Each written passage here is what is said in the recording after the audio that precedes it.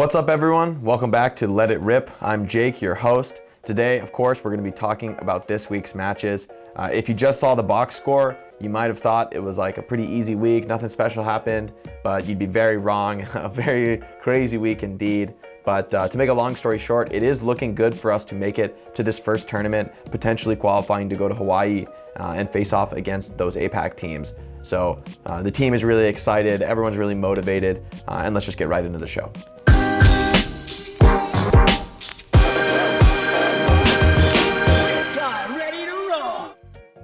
Well, welcome back everyone for episode 2. It's great to be back. Big shout out to all the fans who tuned in live on Wednesday. Your support is much appreciated. Again, just keep letting us know how you feel about the show, anything you want us to talk about, anything you want us to check out or look at. It's all appreciated. We really look for that feedback. As far as the matches go this week, like I said in the opening, you can look at the box score and think, oh, easy week, right? Like nothing special, 3-1, 3-0, clean week. But from my perspective, it definitely wasn't that way. Against Paris, they really made us work for the match. Every map was a real battle against them. They played a very fast and aggressive style, and playing on minimum latency 90 made things like a little bit weirder. And that very fast style, it's very important you react quickly. So that 90 milliseconds of latency actually ends up mattering quite a lot for some heroes who are very reaction dependent. It was definitely a tougher match than we had expected, although we're glad that we always come into every match feeling like, we're going to respect our opponent and play hard, but they really made us work for it. So proud of the team for, sticking through it, having some tough moments and then getting over it and ending up closing out the series. And then against London, even though the match was a 3-0 with Dante being out sick, like right before the match. I mean, we didn't know he wasn't going to be able to play until just before our pregame scrim. So that would have been like maybe an hour and a half, 2 hours before, getting into the match, going into game. I felt pretty confident, and I think the whole team felt pretty confident, but it's always like scary, like you've practiced all this stuff, we're expecting to use these players, this situation, and obviously Dante's a huge part of that. So with him out, we had to make live adaptations and change things up.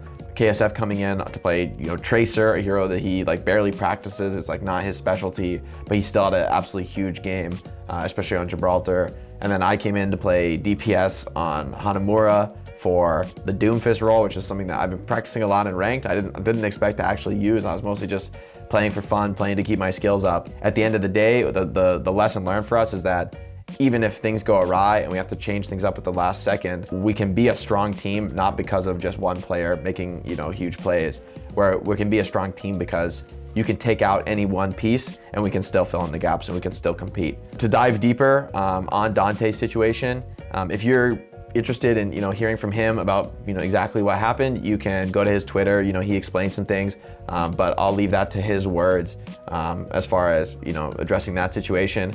For that match, we were all talking before the game like, this one's for Dante, like we need a win for him because we know like the way he is, like the first thing he's going to be thinking about when he's recovering is like, how'd the match go? Did we win? Like did everything go okay? I know he hates, he would hate to miss a match like more than anything. So, but in the end, it ended up being a huge confidence boost.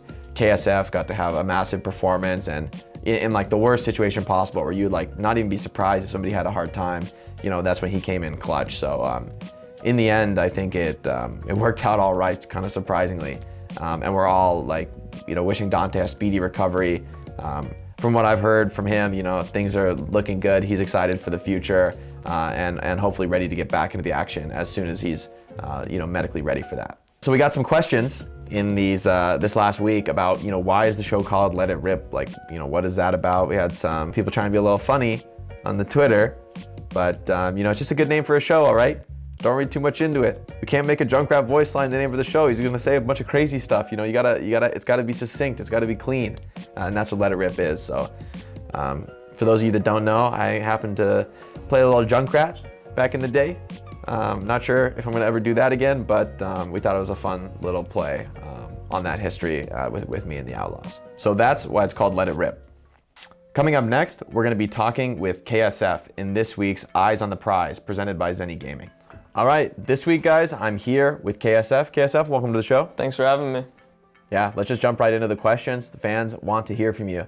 So, of course, first question is about the Paris match, right? That's the first time we've been playing on minimum latency 90. Tell us about, you coming in there on Havana. What was that like? We practiced Havana a lot. Like, we planned on me coming in to play on that for like strategic reasons that I won't like give out to the public. Of course. But I felt really prepared going into it, but I was kind of caught off guard by their rush style. Like, they were like really, really aggressive. Like, they just went hard in, like all in. Either they kill us or they lose like instantly, pretty much type beat. I kind of got caught off guard by that, and the minimum latency I didn't adjust to a mid-match, so I got caught off guard and I didn't play very well. I kind of thought about it a lot and like how to play in the next match. So I took that as experience and rolled with it.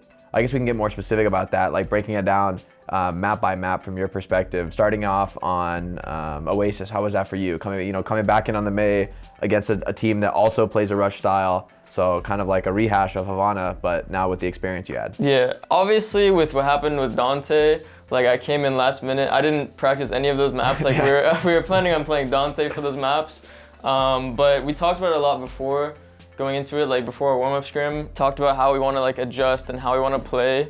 So I felt really prepared, like surprisingly, just because we like talked through it, talked about what we want like my play style to be. First map I was like super comfortable. Like I was on May, like we've played with me on May on a lot of different maps, so I was really ready for that one. And it ended up being pretty smooth, I think. Probably that like took them aback a little bit because they probably saw the announcement, oh, Dante's out, oh, this is our chance, and then oh, we just got smoked on map 1. So yeah, exactly. So maybe that gave us a little bit more confidence, but then still going into Gibraltar, like you're not like a specialized tracer player, and that's a role that like believe I know. You don't want to. It's like scary to play tracer against people who are like. Especially against Shax. Like Shax, an ex-teammate of mine, like pretty much he was our tracer specialist on my old team, Valiant.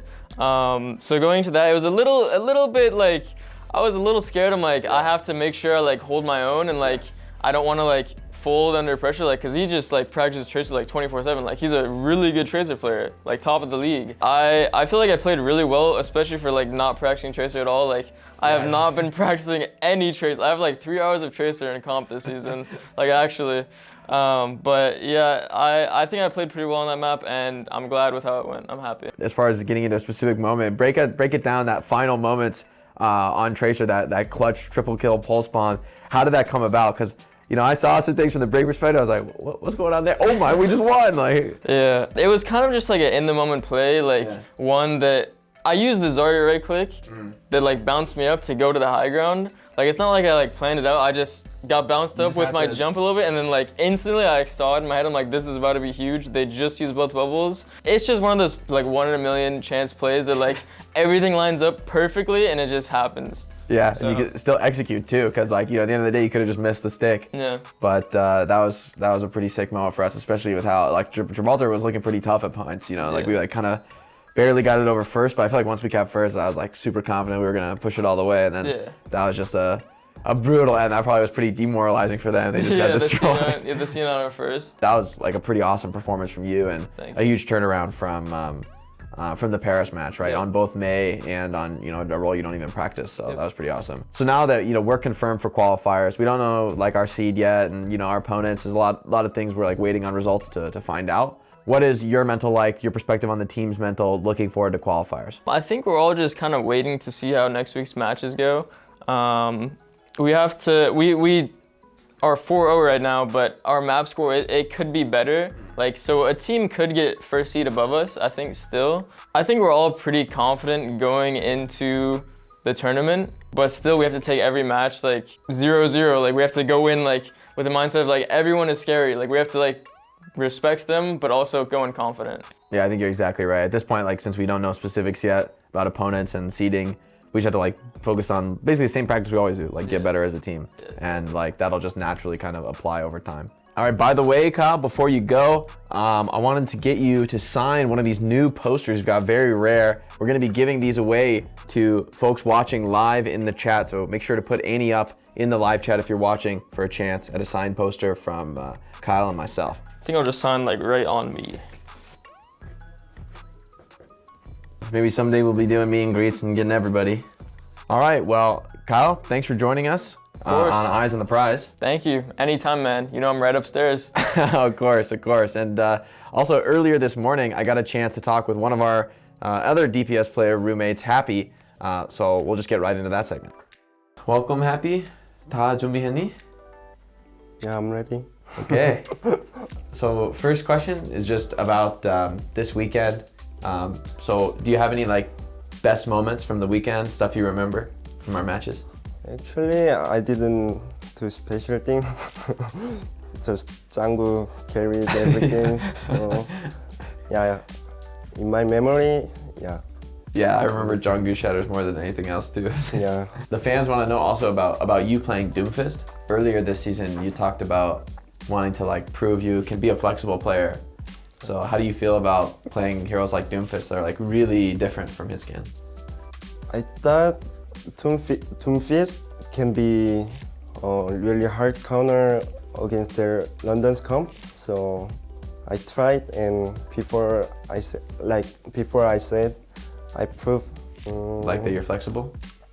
Yeah, and I wanna prove more myself. I can do more. Not one trick, not a widow one trick. Yeah, I'm not with the one trick. So how do you feel about like our living situation in the team? Like living in the house with all, like I guess it's all our like DPS players who all live together. I'm living in really huge house. There's no huge house like our house in Korea. So yeah, but I'm not blaming our country. Yeah, so yeah, I like it. So how do you feel about in general like living in America, you know, playing on a Western team? That's like a big change for you. Especially for me, my English isn't that great, so it helps a lot, like learning English and experience, like living with other foreigner players. Yeah, that's really good. All right, well, 와주셔서 감사합니다. 초대해 주셔서 감사합니다. 네. All right, well, thanks Happy for joining us. Well, this was Eyes on the Prize, presented by Zenny Gaming. Thanks everyone for tuning in, and we'll catch you next episode. All right, everyone, welcome back to Rapid Fire, presented by HEB. If you want to get your questions in on the show, make sure to follow our social media, look out for the post, and join our Discord, where there's a channel you can submit your questions for next week's episode. So our first question is from Oth, who asks, this is the strongest season opening in franchise history. What is everyone doing to manage the emotions and expectations that come with the team's performance so far? Well, let's start with you, Kyle. What do you think? I think we're just taking it one game at a time.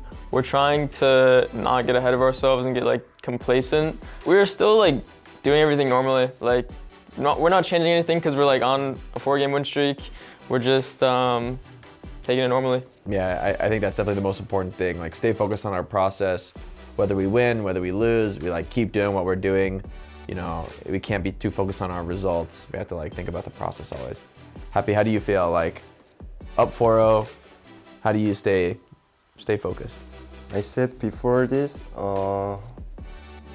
when we played against Hyuk too, just don't yell, don't get excited, and play like Scream, just normally. Yeah, that's why we did well, I think. Yeah, I totally agree. I think that's crucial for our future, is not letting our emotions get the best of us.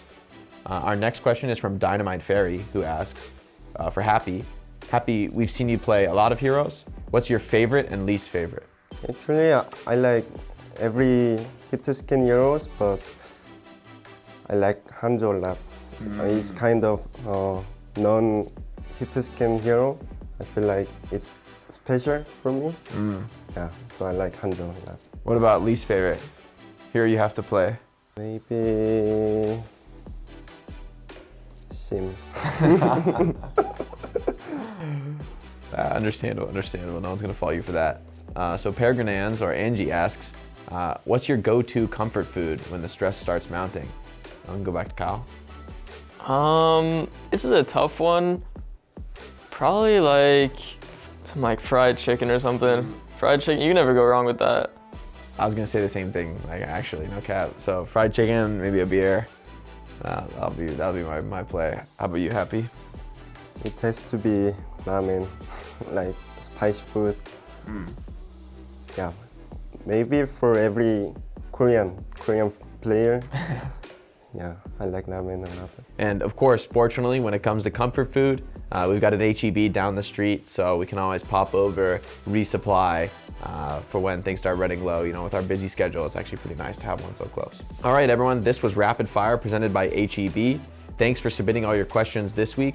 If you want to get your question in a future episode, make sure to join the Outlaw Cord so you can submit them.